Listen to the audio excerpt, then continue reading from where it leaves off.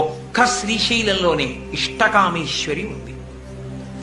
ఆవిడ్ని దర్శనం చేయడం అంత తేలిక విషయం కాదు.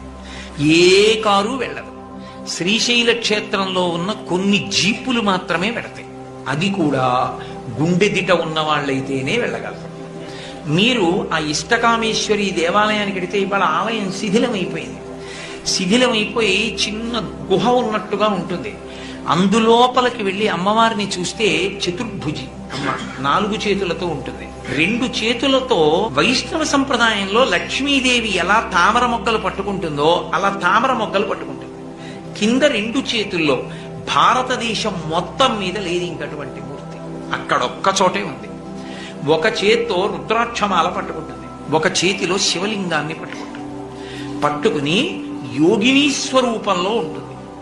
ఆ అమ్మవారి దగ్గరికి వెళ్ళి కోరుకుంటే ఆ తల్లి తీర్చని కోర్కె అన్నది లేదు. మీకేది ఇష్టమో అది ఇస్తుంది. కాబట్టి ఇష్టకామేశ్వరి. అందుకే భారతదేశం మొత్తం మీద ఇక ఆ రూపం లేదు, ఒక్క శ్రీశైలంలోనే ఉంది. ఇంకొక పెద్ద రహస్యం ఏమిటంటే, పరమ భాగవతోత్తములైనటువంటి వాళ్ళు వెళ్ళి అమ్మవారికి బొట్టు పెడితే మెత్తగా మనుష్యుడి నుదురు ఎలా తగులుతుందో అలా తగులుతుంది ఆవిడ నుదురు. ఉలిక్కి పడతారు. ఈవిడ విగ్రహమా మనవకాంత అనిపిస్తుంది. అటువంటి ఇష్టకామేశ్వరి